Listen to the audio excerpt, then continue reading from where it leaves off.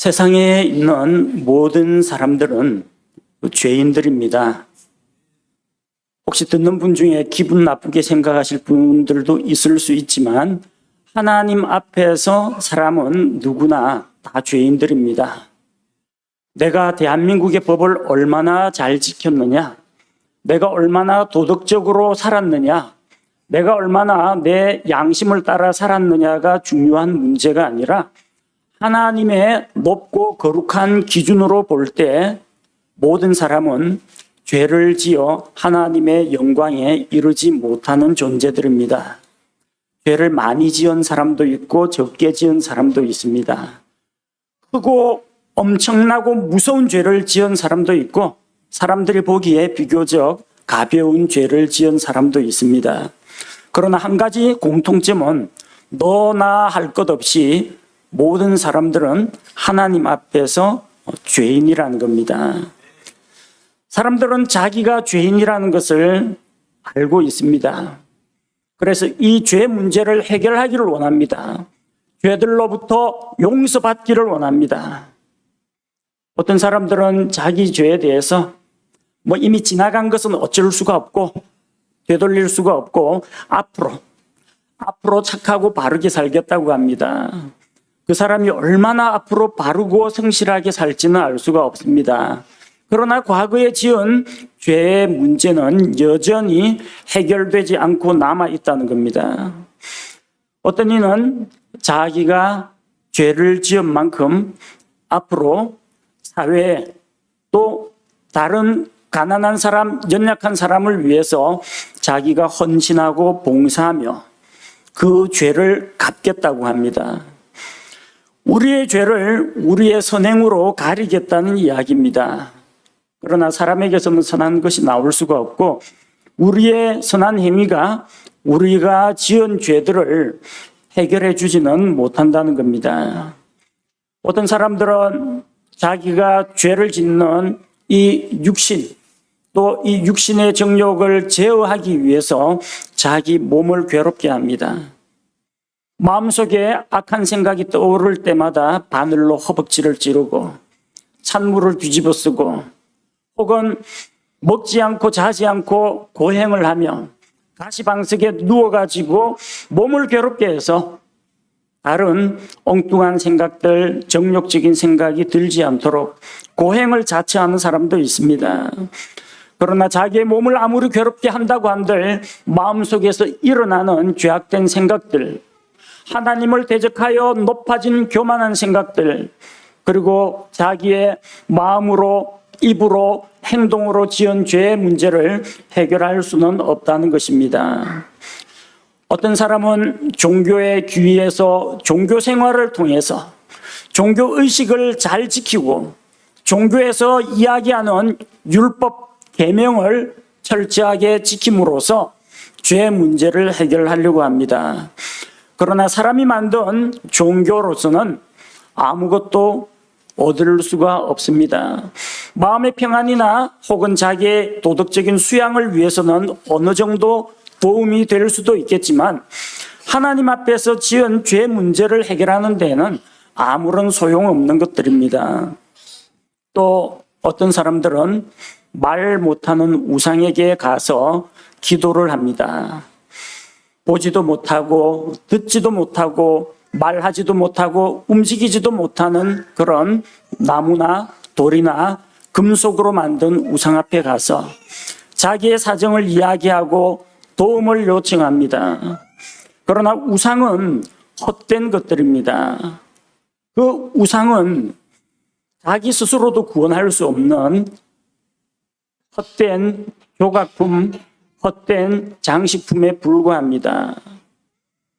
우리의 죄의 문제는 어떤 이런 사람이 만든 제도나 종교나 어떤 수단을 통해서 사람이 쌓은 공덕이나 선행을 통해서는 결코 이 죄의 문제를 해결할 수가 없습니다.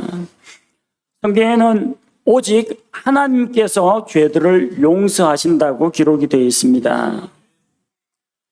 복음서에는 예수님께서 사람들의 죄를 용서하신 일이 기록되어 있습니다.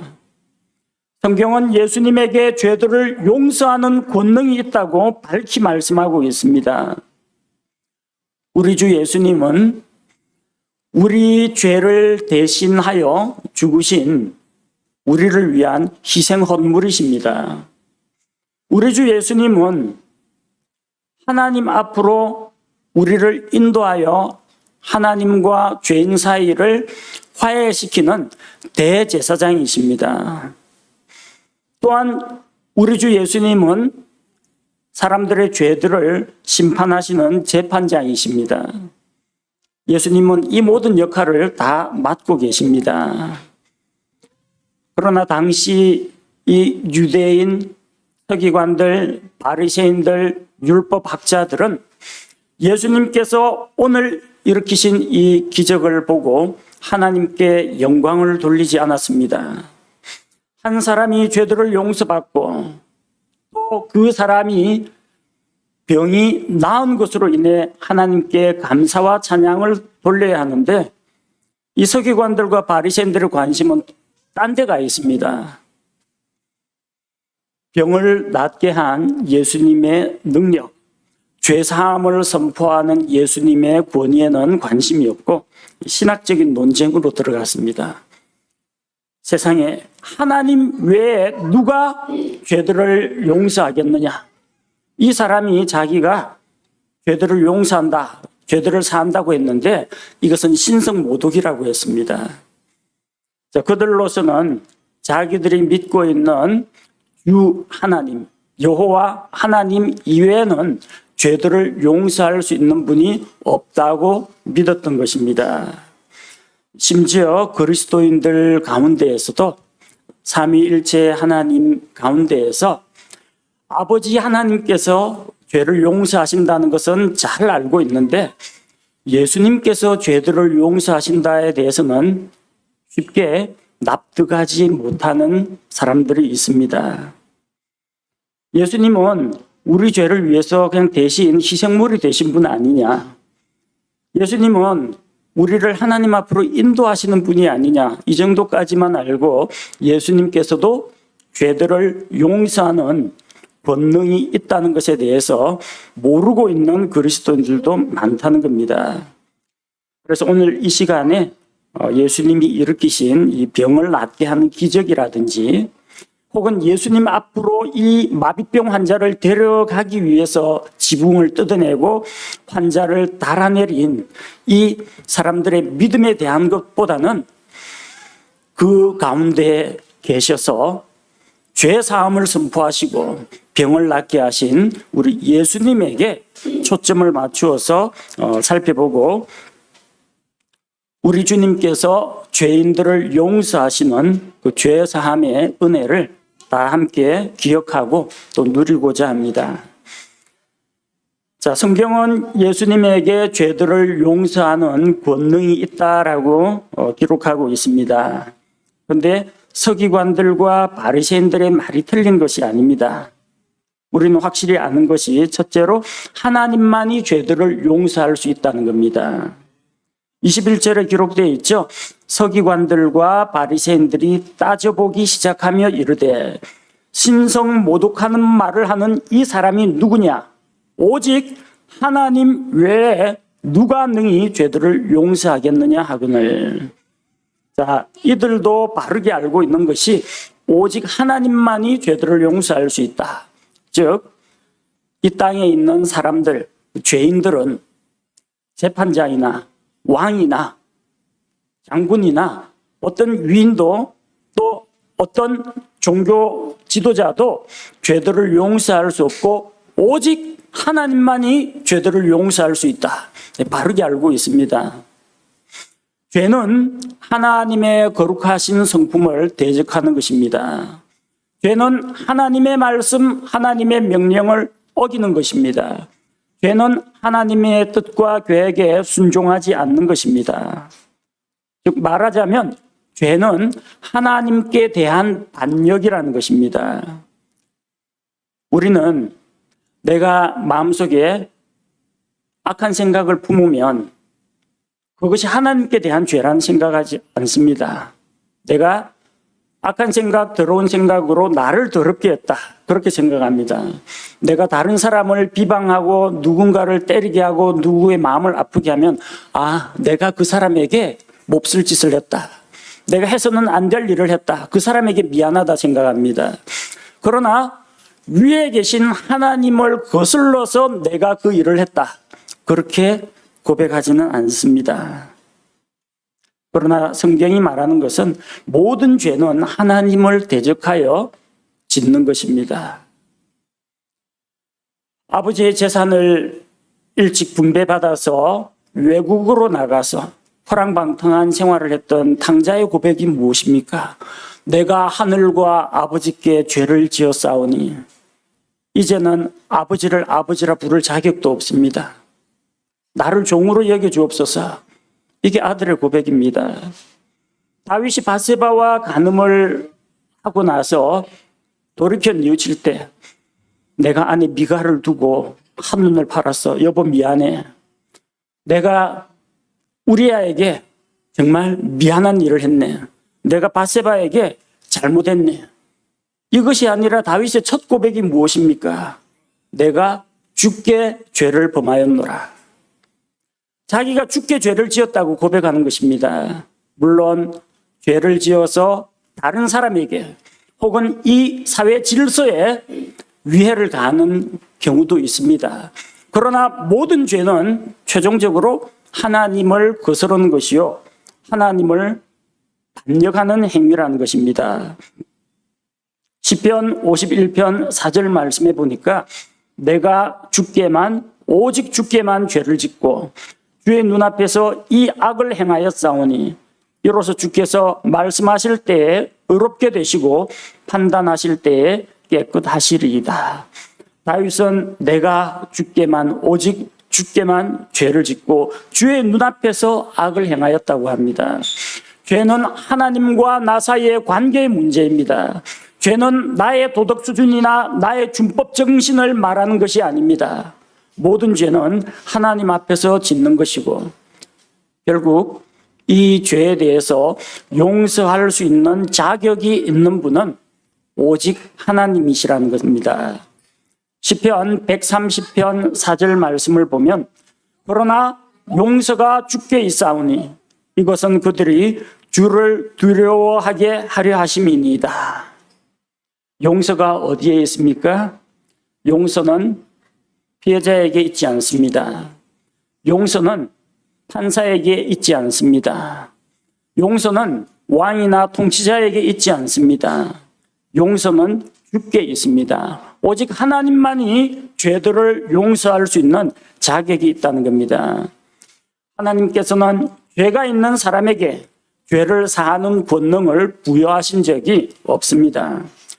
로마 가톨릭에서는 사제가 신자들의 죄를 사할 수 있다고 주장합니다. 그래서 대신 사면한다고 해서 이것을 대사라고 합니다. 그래서 고해 성사를 하거나 그러면은 사제가 죄사함을 선포합니다. 나에게 주어진 권능을 통하여 그대의 모든 죄를 용서하고 사하노라. 이렇게 선포하면은 사제의 말대로 그 사람이 죄 용서를 받는다는 겁니다. 기독교 수련회 가운데에도 이 가톨릭 고해 성사와 죄사함 이것이 교묘하게 들어온 적이 있습니다. 학생회 청년회 수련회 가가지고 그거 합니다. 각자 다른 사람에게 또 자기가 지은 죄를 모여 있는 그룹 안에서 나는 이러한 죄를 하나님 앞에 지었습니다. 고백하게 합니다. 그러면 리더를 맡은 사람이 하나 둘 하면은 들은 사람이 모두 너의 죄를 사하노라 같이 합창으로 그렇게 이야기합니다. 그런 식으로 이야기해서 한 사람 한 사람이 자기 죄를 고백하고 거기 모여있는 그룹 멤버들한테 너의 죄를 사하노라 하나의 게임입니다. 그런 식으로 해서 서로 간에 좀 비밀이나 그런 은밀한 일들을 털어놓고 가까이 지내고 그 다음에 죄에 대해서 좀 자유함을 누리고자 한 취지로 한 건데 이거는 전혀 성경적이지 않습니다. 로마 가톨릭의 소산물입니다. 사람은 죄를 용서하는 권능이 없어요. 죄를 용서할 수 있는 자격이 안 됩니다. 오직 하나님 외에 누가 죄들을 용서하겠느냐? 아무도 용서할 수 없습니다. 야고보서 5장 16절이 개역 성경에는 이름으로 너희 죄를 서로 구하며, 가톨릭 계열의 사본에서는 이렇게 기록되어 있습니다. 킹제임스 성경에는 죄가 아니라 잘못이라고 되어 있습니다. 사람과 사람 사이에 신뢰를 범하거나 실수를 하거나 손해를 끼친 것에 대해서 자기 잘못을 인정하라는 이야기이지, 사람 앞에 자기 죄를 고백하고 고해성사를 하고 또 사람으로부터 죄 용서 받으라는 이야기가 아니라는 겁니다. 하나님은 입법자입니다. 법을 세우신 분입니다. 우리에게 그 법을 주신 분입니다. 그리고 우리로 하여금 하나님의 법대로 살아가라고 명령하십니다. 그 법을 어긴 자들에 대해서는 하나님께서 법대로 심판을 하십니다. 오직 재판장이신 하나님만이 우리가 지은 죄를 용서할 수가 있습니다. 그래서 서기관들과 바리새인들이 이야기한 것이 하나님만이 죄들을 용서할 수 있다. 이것은 분명히 맞는 말입니다. 그런데 왜 그들이 이런 잘못을 저질렀느냐? 예수님이 누군지 몰라봤다는 겁니다. 우리가 기억해야 할 것은 둘째로 예수님은 하나님이시다는 겁니다. 우리가 믿는 삼위일체의 하나님은 한 하나님이시며 그 안에 아버지 하나님, 아들 하나님, 성령 하나님 세 인격이 존재하시고 이 세 인격이 모두 한 본질 안에서 한 하나님을 이루고 있다는 것입니다. 이것이 삼위일체 하나님입니다. 하나님이 계시고 하나님의 아들이 있다는 것이 위계서열을 말하는 게 아닙니다. 혹은 하나님이 먼저 계시고 나중에 하나님께서 예수님을 낳았다 혹은 예수님을 창조했다 그런 것도 아닙니다. 영원 전부터 삼위일체 하나님은 함께 계셨습니다. 예수님이 하나님의 아들이라는 것은 무엇을 말합니까? 하나님보다 급이 낮다는 이야기가 아니라 예수님 자신이 하나님이라는 겁니다. 제가 여러 번 말씀드립니다만 소가 새끼를 낳으면 송아지라고 부릅니다. 소하고 송아지는 같습니다. 송아지는 그냥 소입니다. 개가 또 새끼를 낳으면 강아지라고 부릅니다. 강아지라는 종자하고 개라는 종자가 따로 있는 게 아니라 강아지 역시 개라는 겁니다. 사람에게서 난 사람의 자식은 그냥 사람입니다. 하나님의 아들이란 말은 곧 하나님이라는 이야기입니다. 유대인들은 예수님이 자기가 하나님이라고 했다면서 신성모독죄를 범했다고 예수님을 비난했습니다. 요한복음 10장 33절 말씀해 보니까 유대인들이 그분께 대답하여 이르되 우리가 너를 돌로 치려 하는 것은 선한 일 때문이 아니요 신성모독 때문이니. 어떤 신성모독을 저질렀어요?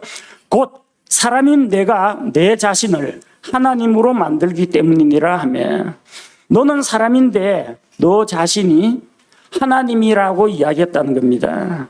자, 무엇이 문제가 됐느냐 하면 예수님께서 말씀하십니다. 요한복음 10장 36절에 나는 하나님의 아들이라 하였으므로 너희가 그에게 내가 신성모독한다 하느냐. 예수님은 내가 하나님의 아들이라고 이야기했습니다. 그런데 유대인들은 뭐라고 했습니까? 내가 너를 하나님이라고 칭했다라는 겁니다. 이게 뭘 말하는 겁니까? 하나님의 아들이라는 것은 곧 하나님이라는 이야기입니다. 그래서 신성모독을 했다는 겁니다. 하지만 예수님은 완전하신 하나님이십니다. 하나님의 완전하고 정확한 형상이요 하나님의 영광의 본체가 되시는 분이 예수님입니다. 히브리서 1장 3절 말씀해 보니까 하나님의 영광의 광채시요 그분 자체의 정확한 형상이시며 자신의 권능의 말씀으로 모든 것을 떠받치시는 이 아들께서는, 아들 예수님에 대한 이야기입니다.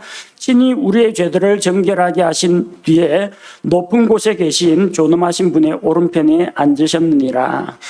우리 죄를 대속하시고 정결하게 하시고 하나님 오른편에 앉으신 이 아들 예수님은 어떤 분이냐면 하나님의 영광의 광채시요 그분의 자체의 정확한 형상이라고 했습니다.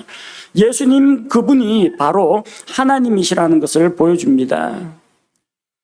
사람들이 짓는 모든 죄가 하나님을 대적한다고 했죠. 바꾸어 말하면 사람들이 짓는 모든 죄는 하나님이신 예수님을 대적하는 죄입니다.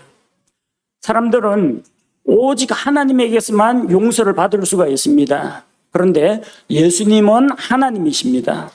즉 말하자면 하나님이신 예수님으로부터 사람들은 죄의 용서를 받을 수 있다는 겁니다. 하나님 외에 누가 죄들을 용서할 수 있겠느냐? 하나님만이 용서할 수 있습니다. 그 말은 하나님이신 예수님께서도 마찬가지로 죄들을 용서할 수 있다는 것을 이야기합니다. 셋째로 우리가 기억해야 할 것은 예수님에게는 죄들을 심판하는 권능이 있다는 겁니다. 하나님께서는 이 예수님에게 모든 심판을 맡기셨습니다. 요한복음 5장 22절 말씀을 보니까 요한복음 5장 22절에 아버지께서 아무도 심판하지 아니하시고 오히려 모든 심판을 아들에게 맡기셨으니 죄에 대해서 심판할 수 있는 그 권능을 아들 예수님에게 맡겼습니다. 또 요한복음 5장 27절에 보니까 또 그가 사람의 아들이므로 그에게 또한 심판을 집행할 권위를 주셨느니라. 예수님은 심판할 권능을 가지고 계십니다. 자, 재판장은 죄인에게 유죄를 선고할 수도 있고 무죄를 선고할 수도 있습니다. 재판장이 이 사람은 좀 벌을 줘가지고 심판을 해야 되겠다 하면 형벌을 내립니다. 근데 재판장이 이 사람은 무죄라고 하면은 그 사람이 죄가 있느냐 없느냐 그 자체가 아니라 재판장이 무죄로 선고하면은 그 사람은 법적으로 무죄 선언에 의해서 죄 용서받은 것이 됩니다. 재판장은 함부로 죄를 용서하지는 않습니다. 예수님의 십자가를 통해서 우리의 죄 삭시 하나님의 공의 앞에 지불되었기 때문에 죄값이 지불되었기 때문에 하나님께서 우리 죄에 대해서 죄를 죄로 인정치 않으시고 이미 용서받은 죄에 대해서는 다시 보지 않으시고 우리를 의롭다고 인정하시는 겁니다. 죄인은 재판장을 두려워해야 합니다. 재판장의 판결에 따라서 유죄가 될 수가 있고 무죄가 될 수가 있습니다. 예수님께서는 죄들을 회개하지 않는 자들에게는 반드시 심판을 집행하십니다. 그 두려운 심판은 마지막 날들에 이 땅에 임하게 될 것입니다. 요한계시록 6장 16절 말씀을 보면은 요한계시록 6장 16절 산들과 바위들에게 이르되 우리 위에 떨어져 왕좌에 앉으신 분의 얼굴에서와 어린 양의 진노에서 우리를 숨기라.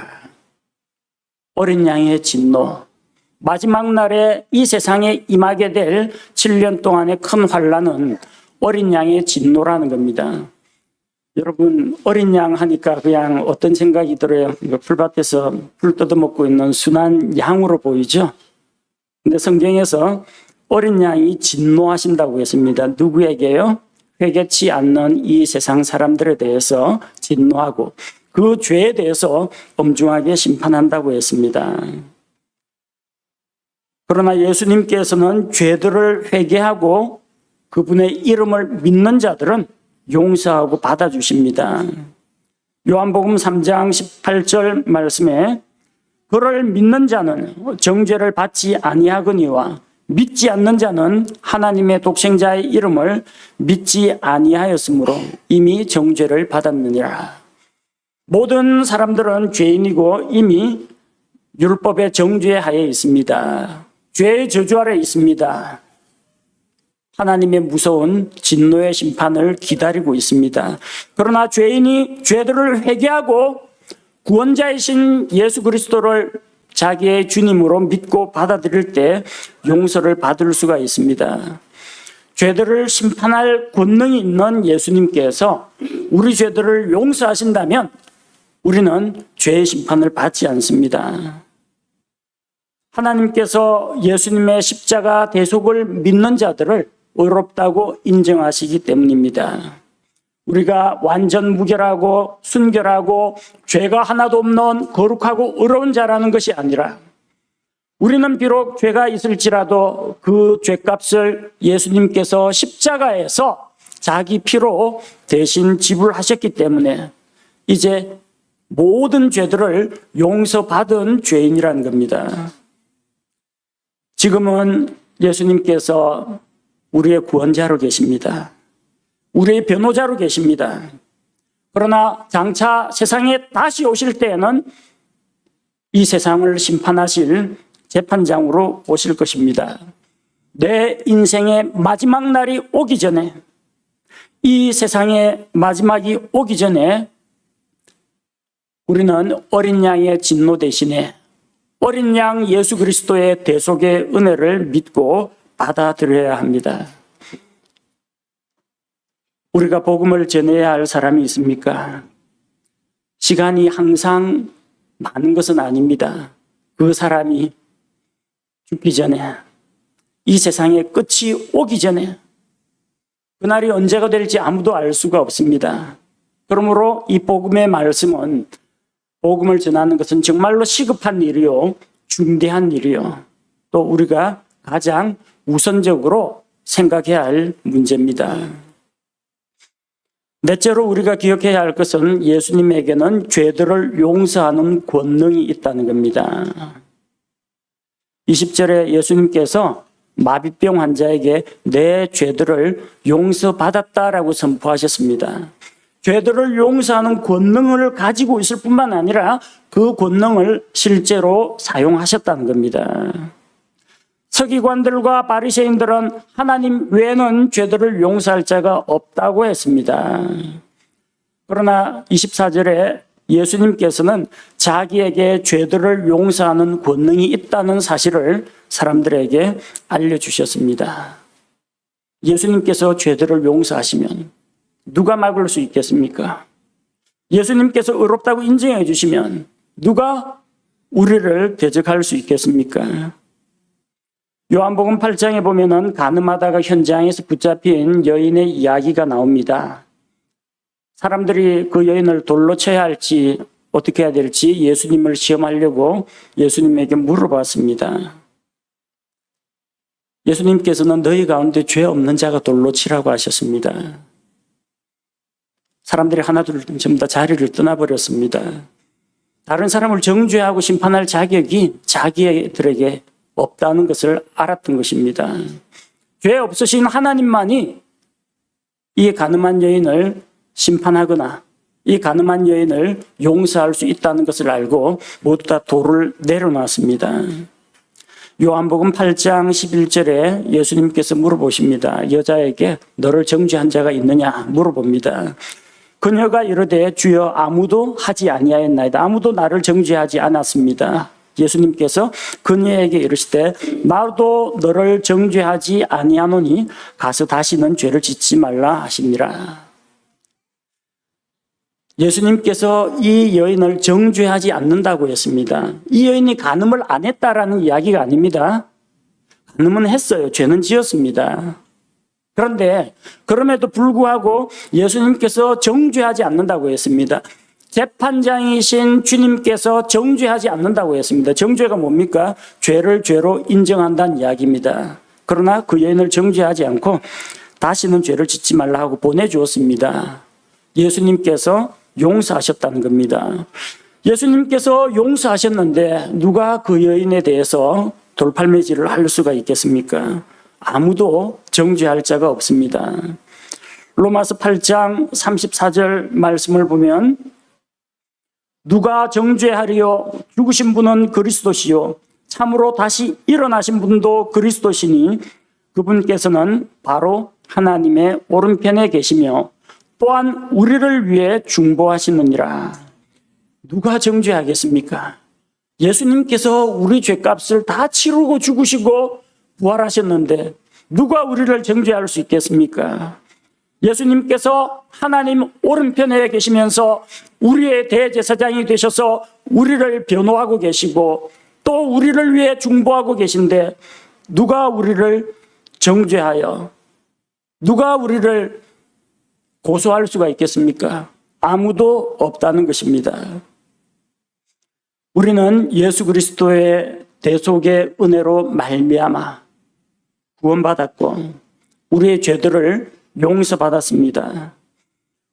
우리는 자기 행위들로 결코 죄 용서받을 수가 없습니다. 말하지 못하는 헛된 우상은 우리 죄들을 용서하지 못합니다. 어떤 종교 지도자나 사제가 너의 죄를 산다라고 해서 그 사람의 죄가 용서되는 것이 아닙니다. 오직 하나님께서 죄들을 용서하십니다. 하나님이신 예수님에게 죄들을 용서하는 권능이 있습니다. 그러므로 지금 죄들을 용서하고 구원하시는 우리 주 예수님에게 나아와야 합니다. 요한계시록에 보면 예수님이 두 가지 모습으로 등장합니다. 하나님의 봉인된 책, 거기서 봉인을 떼기에 합당한 사람이 이 세상 사람들 가운데는 없었습니다. 그러나 그때 누가 계셨느냐? 유다 지파의 사자, 다윗의 뿌리이신 예수님이 계셨습니다. 예수님은 유다 지파의 사자로 등장합니다. 사자는 맹수의 왕 사자를 이야기합니다. 무섭게 이 모든 것들을 지배하고 찢어발기고 하는 이 동물들의 왕, 짐승들의 왕인 사자로 죄인들에 대해서 무섭게 진노하는 그런 심판자로 예수님이 등장하십니다. 또한 동시에 그 예수님에 대해서 죽임당하신 어린 양이라고 기록되어 있습니다. 예수님은 사자인 동시에 어린 양이십니다. 지금 예수님은 하나님의 어린 양으로 이 세상에 오셔서 우리의 모든 죄 문제를 담당하시고 십자가에서 피 흘려 죽으시고 부활하셨습니다. 우리 죄를 위한 희생 헌물이 되셨고 우리를 하나님께로 인도하는 대제사장이 되셨습니다. 구원자이신 어린 양 예수 그리스도께 나아와야 합니다. 만약 지금 구원자이신 어린 양 예수 그리스도를 믿지 않으면 그분은 다시 오실 때 무섭게 진노하는 사자의 모습으로 죄인들을 대하게 될 것입니다. 구원자인 어린 양을 만나기를 원하십니까? 심판주로 오시는 사자를 만나기를 원합니까? 선택은 여러분의 몫입니다. 사람들이 짓는 모든 죄는 하나님을 대적하여 짓는 것이며 그 죄에 대해서 용서할 수 있는 분도 오직 하나님이십니다. 예수님은 하나님이시기에 우리의 죄들을 용서할 수가 있습니다. 예수님께서는 심판하시는 권세도 있고 구원하시는 권세도 있습니다. 사람들이 자기 죄를 하나님 앞에 회개하고 죄의 길에서 떠나서 하나님께로 다시 돌아올 때 그때 예수님께서 우리의 죄들을 용서하시고 받아주신다고 했습니다. 자기 죄 문제로 인해 마음에 고민하는 분들이 있습니까? 용서받지 못한 죄로 인해서 마음에 답답함이나 갈급함이 있는 분이 있습니까? 모두 다 예수님께로 나오시기 바랍니다.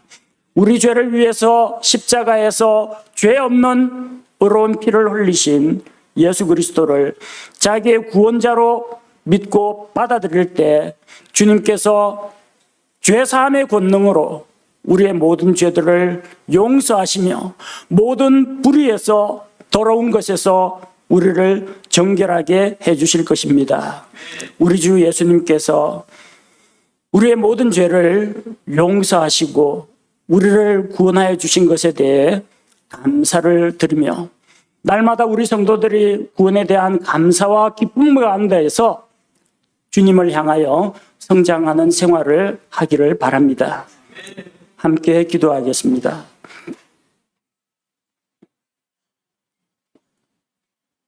우리 모든 사람들이 짓는 죄가 하나님을 대적하는 것이며 하나님의 영광과 하나님의 거룩하심을 해치는 것임을 우리가 알게 하옵소서. 죄에 대해서 용서할 수 있는 자격이 있는 분은 오직 하나님 외에는 없다는 것을 기억하게 하시고 자기의 선행이나 인간적인 공로나 종교나 우상이나 고행을 의지하지 않고 십자가에서 우리 죄의 문제를 대신 담당하신 예수님의 대속의 은혜를 믿고 받아들임으로 말미암아 이 말씀을 듣는 자마다 예수님을 믿고 죄들의 용서를 받아 구원에 이르게 하옵소서. 하나님 아버지, 예수님께서 심판자로 오시기 전에 맹렬한 진노로 이 세상을 심판하는 날이 오기 전에 구원자로 오신 예수 그리스도를 먼저 만나게 하시고 그 구원자 예수님을 믿고 받아들임으로 말미암아 죄에서 자유함을 얻게 하시고 주님과 함께 시작하는 새 생명, 새로운 삶을 누리게 하시며 하나님을 아버지라 부르고 성도들과 더불어 믿음 안에서 성장하는 놀라운 축복의 삶으로 우리를 인도하여 주옵소서. 예수님의 이름으로 기도합니다. 아멘.